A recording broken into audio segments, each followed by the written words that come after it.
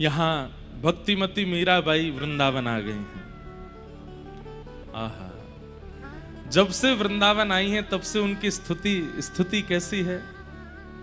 उनके साथ में जो 2-4 सेविकाएं थी, वे जानबूझ करके उनको मंदिर नहीं लेके जाती, क्योंकि जैसे ही मंदिर जाकर के ठाकुर जी को देखती हैं उनकी स्थिति ऐसी हो जाती है, वो अपने शरीर से विपरीत क्रियाएं करने लगती। सोने का तो कोई समय ही नहीं है, कभी नहीं सोती हैं, कभी भी रात को उठ करके चल पड़ती हैं। कई बार भक्तों की विरह स्थिति जब मैं पढ़ता हूं, श्रीमन चैतन्य महाप्रभु, उनकी विरह स्थिति अगर आपने सुन ली, पढ़ ली, आप 4 दिन तक स्वयं नहीं सो पाएंगे। ऐसी स्थिति में महाप्रभु जी रहते थे। वैसी स्थिति में भक्तिमती मीराबाई, तो मीराबाई ने क्या मन बनाया कि अब कुछ दिन मैं मंदिर नहीं जाऊंगी। ध्यान से सुनिएगा, क्योंकि मंदिर में जाती वो बेहोश होती हैं, या तो वो नाचने लगती हैं, या तो वो गाने लगती हैं, या तो वो ऐसी स्थिति में आ जाती हैं कि आसपास के सब लोग, कोई उनको पागल कहने लगता है, कोई उनको कुछ कहने लगता है, कुछ कुछ भाव कहने लगता है। अब बाईसा को तो उससे कोई फर्क नहीं पड़ता, पर साथ में जो सेविकाएं हैं उनको बहुत कष्ट होता है कि आप ऐसे नहीं किया करो। सब लोग ऐसे बात बनाते हैं। एक बार बाईसा श्रीनाथ जी के सामने पहुंची। आहा, देख करके छवि ठाकुर जी की मन अपने वश में नहीं रहा और नृत्य करने लगी ठाकुर जी के आगे। कोई वाद्य की आवश्यकता नहीं, कोई स्थान की आवश्यकता, बस वो देखती हैं और उनका मन रूपी मयूर वो अपने वश में नहीं रह पाती, बस नाचने लगती हैं ठाकुर जी के आगे। नृत्य करते करते ऐसा नृत्य किया मीराबाई ने, सब दूर हो गए जितने दर्शनार्थी खड़े थे, और सब अपना मुंह ढक करके बातें बनाने लगे। अरे देखो, ये तो नाचने वाली है, ये तो गाने वाली है, कहीं भी आ जाती है वहीं पर नाचने लग जाती है। लेकिन भीतर खड़े गुसाई जी ने जब मीराबाई को देखा तो उनकी तन की स्थिति और मुख की जो आकृति थी उससे पता चल रहा था कि ये सामान्य नहीं है। और गुसाई जी ने मीराबाई के बाद जैसे ही श्रीनाथ जी को देखा, जो श्रीनाथ जी सदैव नीचे नेत्र खड़े रहते हैं, आज उनके नेत्र ऊपर थे, वो मीराबाई को देख रहे थे, मंद मंद मुस्कुरा रहे थे। 2 दतुइयां दिख रही हैं श्रीनाथ जी की। ये दृश्य देखते ही गुसाई जी का अपने मन पे आप बोले, ये इनका नृत्य जगत के मनोरंजन के लिए नहीं है, मीराबाई का नृत्य तो ठाकुर जी को प्रिय लगता है। तुरंत ठाकुर जी की माला और बीड़ा प्रसादी जाकर के मीराबाई को दे दी। कई लोगों ने प्रश्न उठाया कि आपने बाईसा को, एक नाचने वाली को ठाकुर जी की माला दे दी।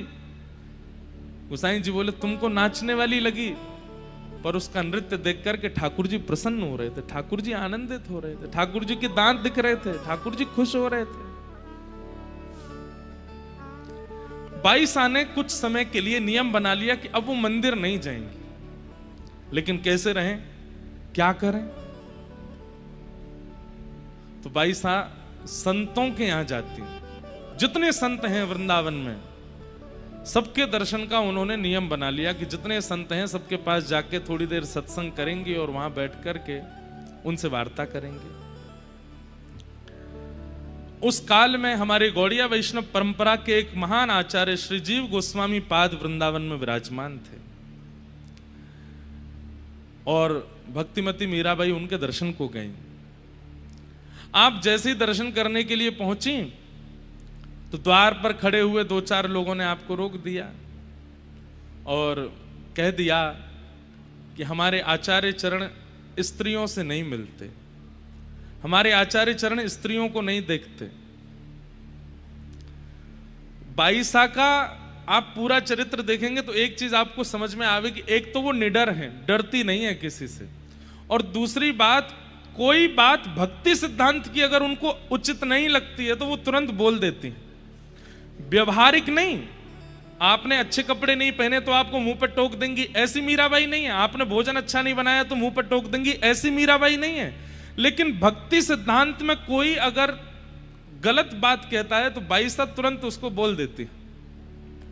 जैसे ही कहा कि हमारे गुरुदेव तो स्त्रियों से नहीं मिलते, बाईसा बोले, अच्छा आपके गुरुजी स्त्रियों से नहीं मिलते? बोले हाँ। मुझे तो ये पता था कि वृंदावन में केवल एक ही पुरुष है, राधा रमण, बाकी सब स्त्रियां हैं। आज पता चला कि आपके गुरुजी भी पुरुष हैं। नहीं तो वृंदावन में तो देवादिदेव महादेव भी गोपी बन करके बैठे हैं, यहां पे पुरुष है कौन दूसरा? आप अपने गुरुदेव से कह दीजिएगा कि वो जब अपने कुटिया से निकलते हैं ना, जितनों को देखते हैं सब स्त्री हैं, वृंदावन में कोई पुरुष नहीं है। वृंदावन में पुरुष तो केवल कृष्ण है।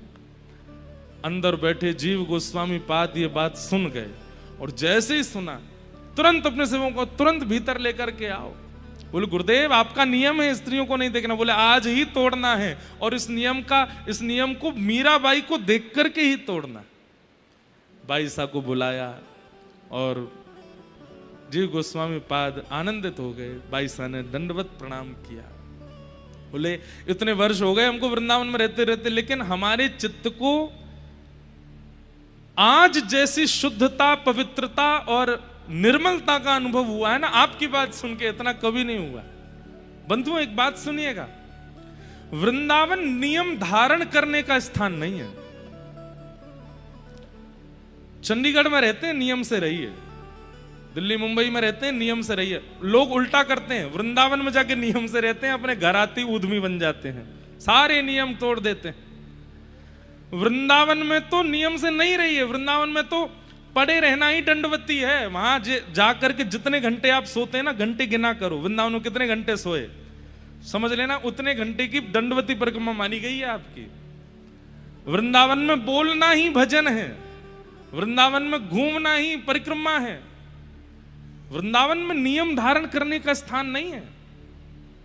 अन्य स्थानों पर नियम से क्या होता है? हृदय की शुद्धि। वृंदावन जाकर के तो विचरण करना, दर्शन करना, आनंद करना, खूब उन्माद होकर के नृत्य करना, उसी से ही शुद्ध होता है चित्त। जीव गोस्वामी पाद बोले मैंने आज तक नियम धारण किया था,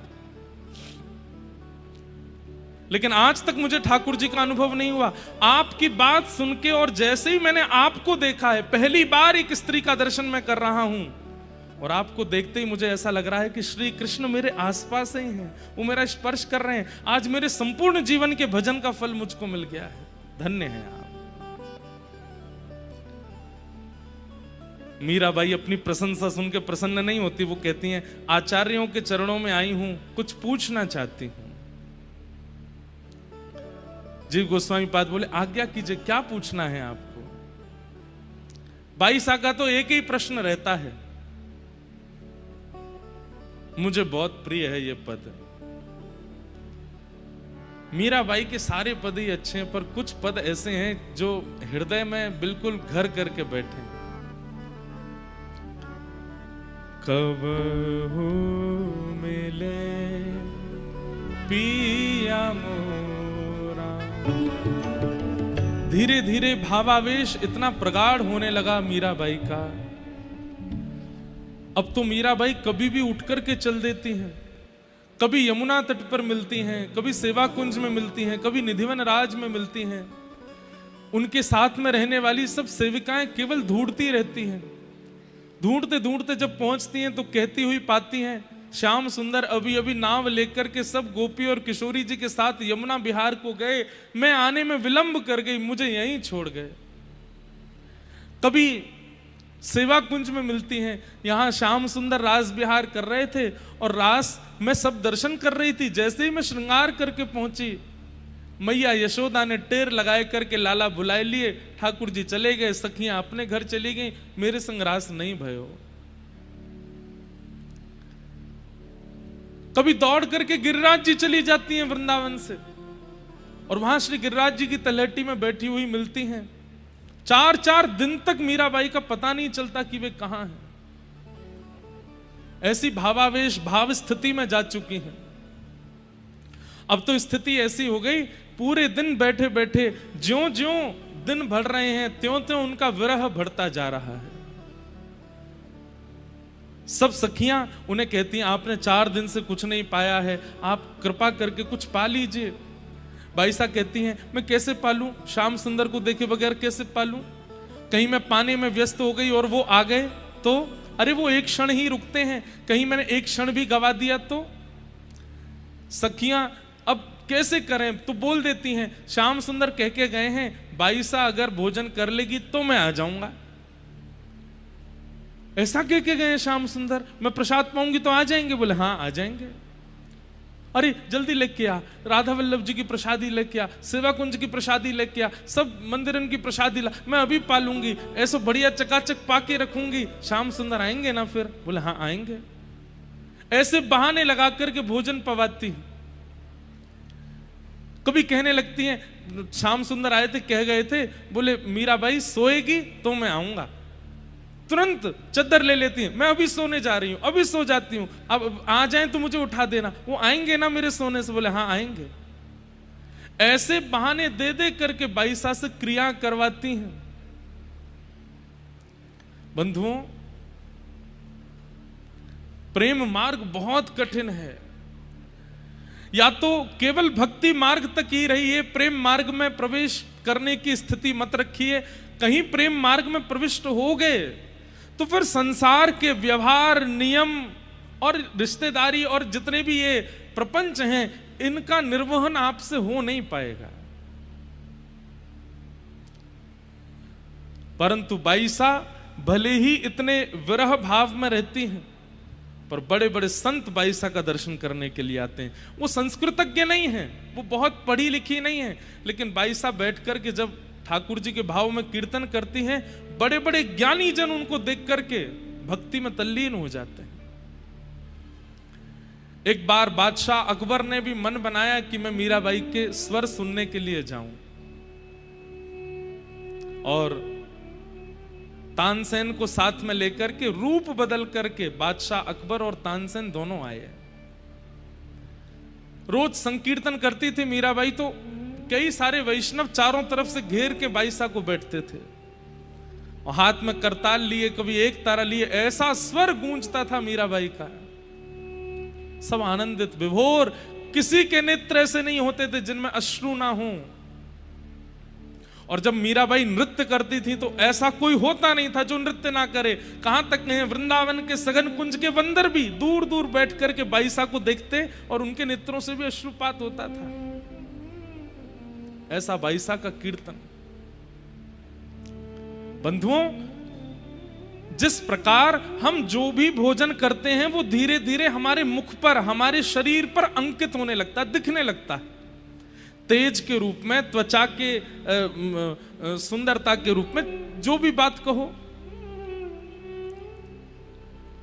ऐसे ही भजन, भक्ति चित्त में कैसी है वो कई बार आपके मुख से प्रदर्शित होने लगती है। और सबसे बड़ी बात, भक्ति को प्रकट करते हैं नेत्र, नेत्रों से प्रकट होती है।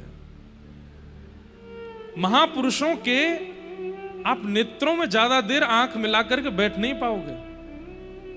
मैं अपना अनुभव बता रहा हूं। बड़े बड़े महापुरुष सामने बैठे हों और आप टकटकी लगा करके अगर उनके नेत्रों को देखना चाहोगे, आप देख नहीं पाओगे। आपके नेत्र स्वयं मना करेंगे कि नहीं, ये तेज सहने की हम में क्षमता नहीं। आप ठाकुर जी से नेत्र मिला सकते हो, लेकिन वैष्णवों से नेत्र नहीं मिला पाओगे। क्योंकि भक्ति ऐसी होती है कि वो कई बार आपकी त्वचा, आपके नेत्र, आपकी वाणी, आपके आसपास के वातावरण में प्रकट होने लगती है, और उस वातावरण का जो स्पर्श करता है सब भक्त होते चले जाते हैं। मीराबाई का स्वरूप ऐसा है कि जो देख लेता है उसके चित्त में अनायास भक्ति प्रकट हो जाती है। अरे हमें तो कथा सुना करके कृष्ण का परिचय देना पड़ता है, तब भक्ति होती है, पर मीराबाई को देख करके तो बिना परिचय के भक्ति हो जाती है। उसके बाद व्यक्ति व्याकुल होकर ढूंढता है कि मीरा जिस कृष्ण को पुकार रही है वो कौन है, उनकी कथा सुनाओ। वक्तागण भी कहते तुम रो कैसे सकते हो बिना जाने? बोले पता नहीं, जब से मीराबाई का कीर्तन सुना है तब से ये स्थिति हो गई है। इसका मतलब क्या है?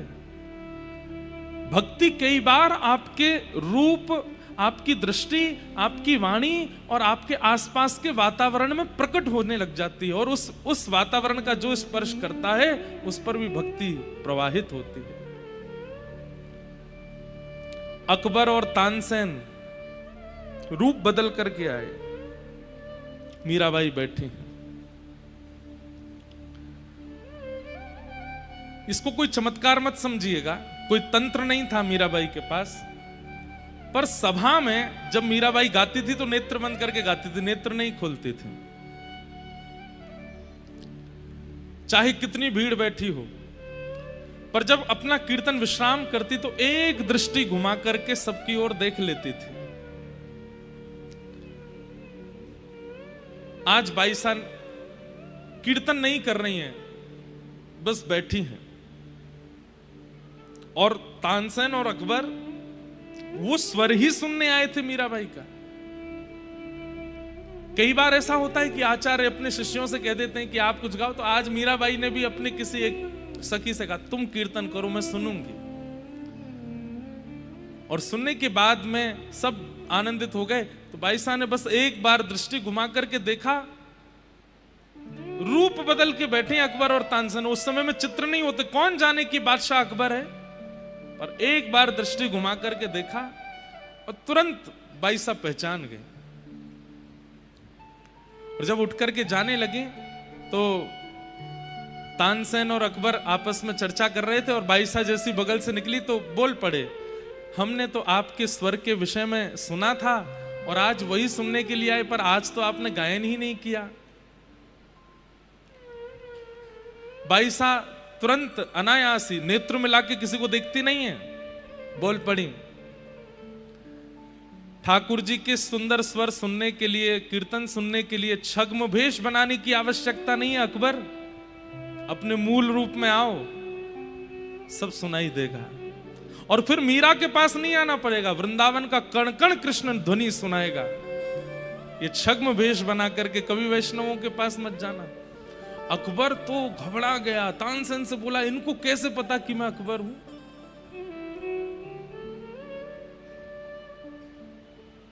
लोग मानते नहीं इस बात को, पर अकबर ने एक बार प्रणाम किया और प्रणाम करके कहा, मैंने बहुत सुंदर स्त्रियों को अपने जीवन में देखा, पर आपको देख करके मेरे मन में विचलनता नहीं, बल्कि और जो विचलनता थी सब समाप्त हो गई। आपको कैसे पता कि मैं अकबर हूं? बाईसा बोली, भजन केवल कृष्ण प्राप्ति नहीं कराता, कृष्ण प्राप्ति से पूर्व विवेक प्रदान करता है। दृष्टि में, वाणी में, विचार में, बुद्धि में, सब में विवेक आ जाता है। तुम्हारे खड़े होने का ढंग, तुम्हारे नेत्रों का ढंग और तुम्हारे मुखमंडल की आकृति ये बता रही है कि तुम सामान्य व्यक्ति नहीं हो, तुम किसी राजपदवी पर बैठे हो। एक क्षण में मुझे पता लग गया कि तुम अकबर हो। अकबर ने चरण प्रणाम किए और बाईसा का चित्र अपने, मैंने कथाओं में बताया कि अकबर अपने नमाज करने वाले स्थान पर 5 आचार्यों के चित्र रखता था, जिसमें से एक मीराबाई, एक स्वामी श्री हरदास जी महाराज, गोस्वामी तुलसीदास जी महाराज और अन्य 2 और। नित्य मीराबाई का दर्शन करता अकबर, क्योंकि उनके दर्शन से भक्ति प्रकट होती है। ऐसी भक्ति का स्वरूप मीराबाई ओढ़ करके चलती हैं। परंतु बंधुओं, ठाकुर जी ने भी एक अद्भुत ही लीला की है मीराबाई के साथ। इतना विरह, इतना प्रेम, इतनी व्याकुलता, इतना सब कुछ करने के बाद भी अभी तक ठाकुर जी मिले नहीं बाईसा को। और एक दिन रात्रि में मीराबाई सोई थी, तभी मधुर वेणु की ध्वनि सुनाई दी वृंदावन में। थोड़ी देर बाद नूपुरों की ध्वनि सुनाई दी। थोड़ी देर बाद द्वार पर मानो किसी ने करुण स्वर में कहा हो, माधवी, अरे मैं तेरी प्रतीक्षा कर रहा हूं, जल्दी आ। मीरा नहीं कहा, माधवी कहा। सब सहचरियां सखियां सोई हैं। मीराबाई तुरंत उठ करके बैठ गई। अपना द्वार खोला तो बाहर कोई नहीं था। निकल पड़ी, कहां जाना है कुछ पता नहीं। कभी जमुना जी की ओर जाती हैं, कभी कुंज की ओर जाती हैं, कभी गिरिराज जी की ओर मुड़ जाती हैं। हार गई, थक गई। एक वृक्ष की ओट में जाकर के रोने लगी, हे श्याम सुंदर, अब मुझ में क्षमता नहीं है सहने की, अब पीड़ा मत दो, अब कृपा करो। मेरे प्राण पखेरु उड़ जाएंगे, मैं भी एक मानव हूं, थोड़ी दया करो मेरे ऊपर दयानाथ, अब मुझसे सहन नहीं हो रहा है। और तभी दिव्य स्वरूप, ऐसी अद्भुत सुगंधी, ऐसे अद्भुत पोशाक, मुख की कांति इतने आकर्षण में कि कोई देख ले तो न्योछावर हो जाए, चलती हुई एक सहचरी वहां पर आई। कोई और नहीं है, श्री ललिता जी।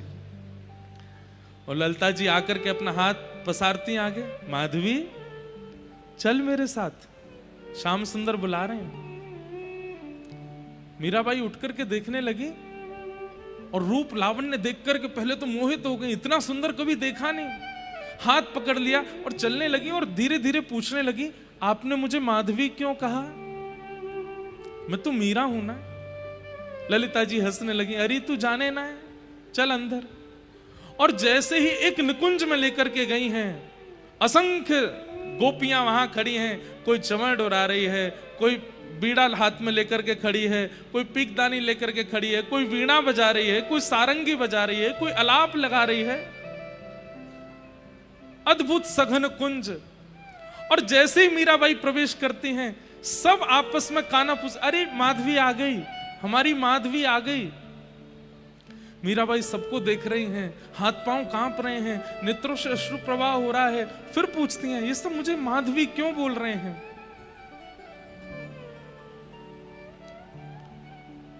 सघन कुंज में अंदर प्रवेश किया और अंदर जाकर के जैसे ही नेत्र उठा करके सन्मुख देखा, आहा, सुंदर रत्न का सिंहासन, और रत्न सिंहासन पर साक्षात श्री प्रियालाल जी सन्मुख विराजमान है। और सन्मुख विराजमान होकर के श्री ठाकुर जी अपनी तिरछी नेत्रों से श्री प्रिया जी को देख रहे हैं और कह रहे हैं, हे श्यामाजू, आज माधवी आई है। मीराबाई तो भावुक हो गए। किशोरी जी ने अपने हृदय से लगाया, किशोरी जी के चरणों में प्रणाम कर रही है माधवी। हे श्यामाजू, आज आपने कृपा करके मुंह पे अनुग्रह किया हुए जो मुकु यहाँ कुंज में, ये तो मुंह पे कृपा करे ही नहीं है। इनको मुखमंडल देखने की भी क्षमता नहीं। मीराबाई देख नहीं रही है मुख की ओर, चरण ही देख रही हैं और किशोरी जी से शिकायत कर रही हैं। इतनी पीड़ा, इतना कष्ट, इतना विरह देते हैं, आप समझाती क्यों नहीं हो इनको? हे श्यामाजू, ये सब मुझे माधवी कहकर के क्यों पुकार रहे हैं? किशोरी जी ने सिर पर हाथ फेरा और तुरंत मीराबाई के नेत्र बंद हुए और पूर्व जन्म की जो स्मृति एक बार बचपन में आई थी, वो स्मृति पूर्ण रूप से पुनः आने लगी। जब नख पर गिरिराज जी धारण किए थे श्री श्याम सुंदर ने, तब माधवी नाम की गोपी थी आप, और आपने ठाकुर जी को मुख नहीं दिखाया था, जिसके कारण ठाकुर जी ने आपको कह दिया था कि मेरा मुख देखने के लिए तड़पोगी। वही माधवी ही युगों बाद मीरा बन करके आई है। यहां सब निकुंज में तुमको माधवी नाम से जानते हैं मीरा।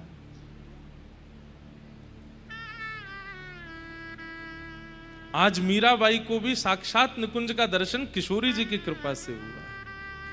लाडली जी ने अनुग्रह करके मीराबाई को बुलाया, चरण पकड़ लिए। आज तक तो कृष्ण, माधव, गोविंद, मधुसूदन, मुरारी कह करके, गिरधर कह कह करके नाची हैं, परंतु आज किशोरी जी के चरण पकड़ लिए। मुक्ति भुक्ति ना मागत केवल,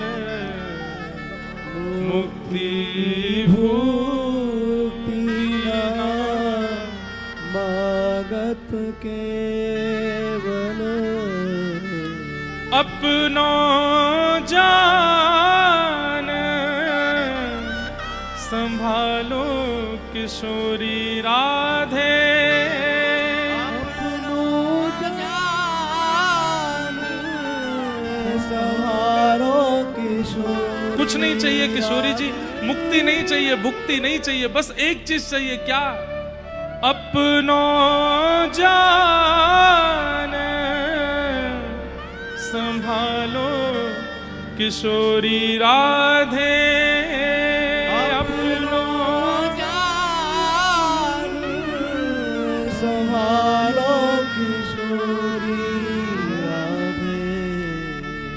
मोहे तो भरोसो है तेरो री किशोरी राधे।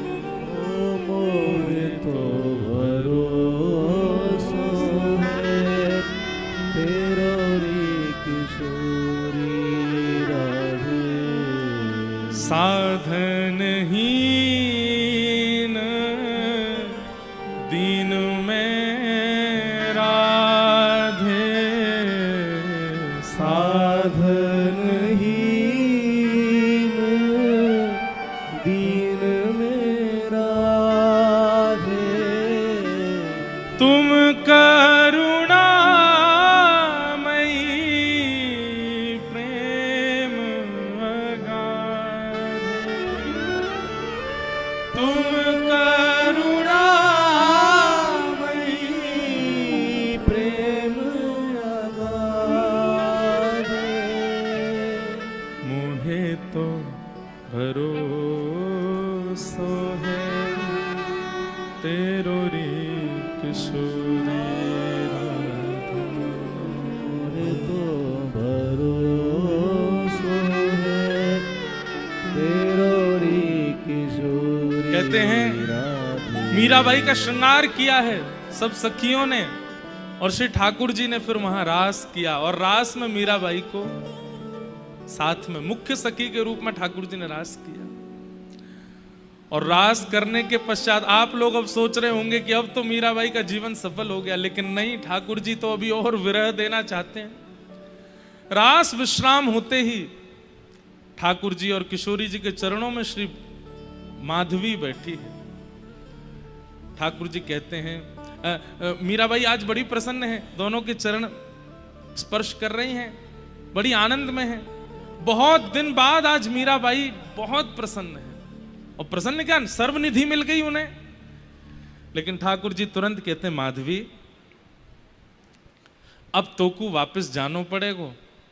ये सुनते ही मीराबाई पुनः भावुक हो गई, चरण पकड़ ली, अब मत भेजिए, मैंने बहुत सह लिया है नाथ, अब मुझ में सामर्थ्य नहीं है, आप क्यों इतनी पीड़ा मैंने ऐसा क्या अपराध कर दिया कि आप मुझे इतनी पीड़ा देते हैं? ऐसा कौन सा दोष लगा है मुझे, ये बताइए। आज जब मैं निकुंज में आ चुकी हूं, सब प्राप्त हो गया, फिर मुझे वापस क्यों भेजने की जिद आप कर रहे हैं? ठाकुर जी ने माधवी के सिर पर हाथ रख के कहा, अपने बारे में विचार मत करो माधवी, तुम मीरा हो और तुम्हारे कारण ना जाने कितनों को प्रेम लक्षणा भक्ति का अनुभव हो रहा है। अभी वृंदावन में कई रसिक, कई भक्त और कई महापुरुषों को तुम्हारे दर्शन की आवश्यकता है, और तुम्हारे भजन और तुम्हारे भक्ति के प्रचार से कितनों को भक्ति प्राप्त होने वाली है।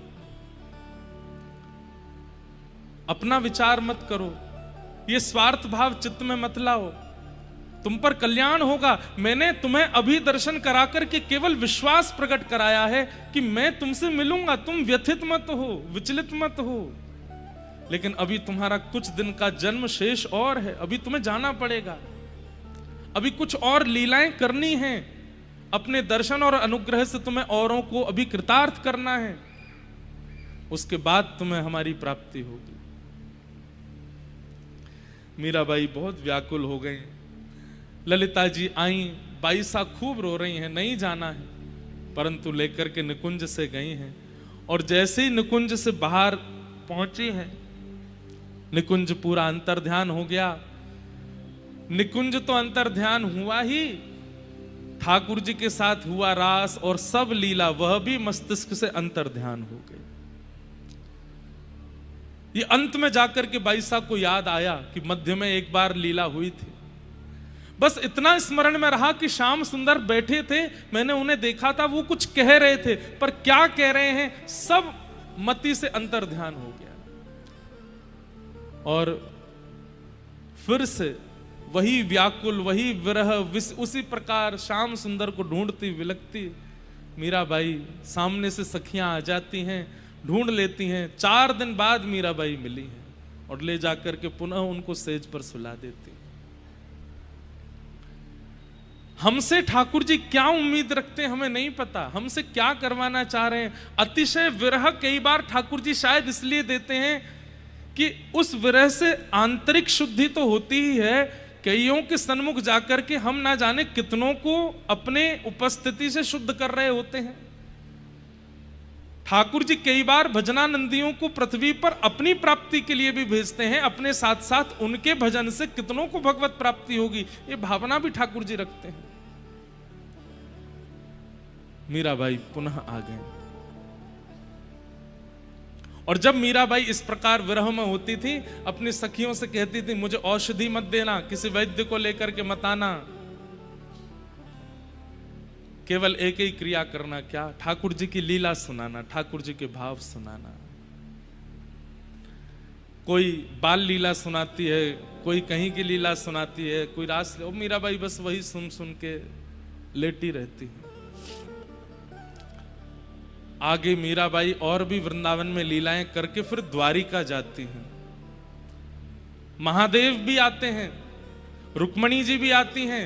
इसी कलिकाल में भगवान की 16,108 पत्नियां भी आई हैं मीराबाई का दर्शन करने।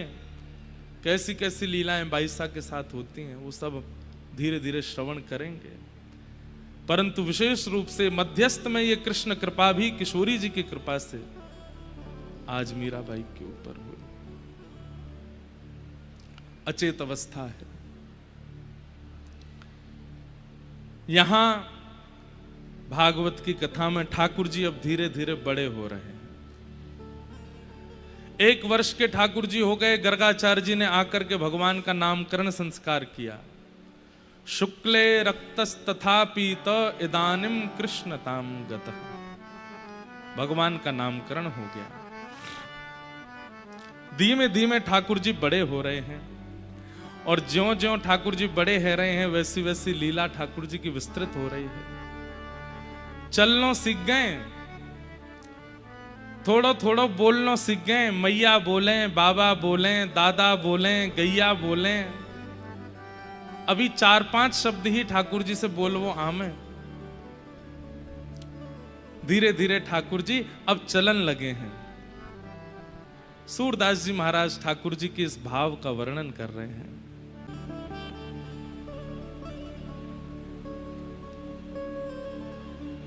मैया लौट के मिले, तेरो दिया जल गो, अब चली जा। दिया लेकर के निकलती है बाहर, थोड़ी देर बाद फिर आ जाती है। मैया के अब कहा भयो? मैया हवा चल रही है, भूज गयो, फिर जराए दो। मैया बोली, तेरे मन की जान नहीं हूं मैं, मेरी शर्म ना आवे। नेक्स्ट सो मेरो लाला ऐसे बाय टुकुर टुकुर देखती रहे, नजर लग जाएगी कोई की। अरे मैया, तेरे लाला को कौन की नजर लगेगी? ऐसो प्यारो ऐसो सुंदर तेरो लाला है, वाकू देखवे को मन करे। यशोदा मैया तो डर के मारे लाला को बाहर ही नहीं निकलने देती।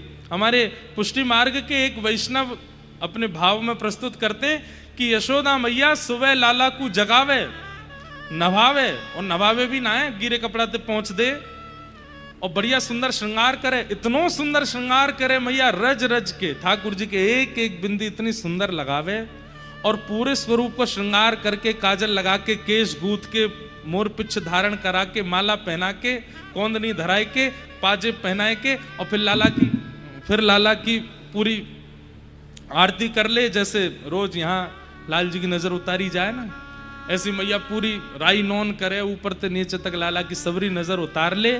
और नजर उतारवे के बाद लाला इतकू हुआ, जैसे ठाकुर जी पास में जाए सो बाल बिगाड़ दे, यहाँ ते थोड़ा यागू ऐसे पहुंच दे, आंखन को काजर नेक नेक फैला दे ऊपर नीचे। मैया के लाला के मैया तू बेरो श्रृंगार करे ही काई कुए, जब तो बिगाड़ना होवे तो सबरे वस्त्रन को अस्त व्यस्त कर दे। बोल अब जानंद भवन ते बाहर, क्यों बुरो सो बन के जाएगो तो नजर नहीं लगेगी। तो मैया सुंदर बनावे क्यों कुए? वो तो मैं अपने नेत्रन के काजे बनाऊं, सबन के काजे थोड़ी बनाऊं। ऐसी यशोदा मैया को स्नेह है ठाकुर जी से।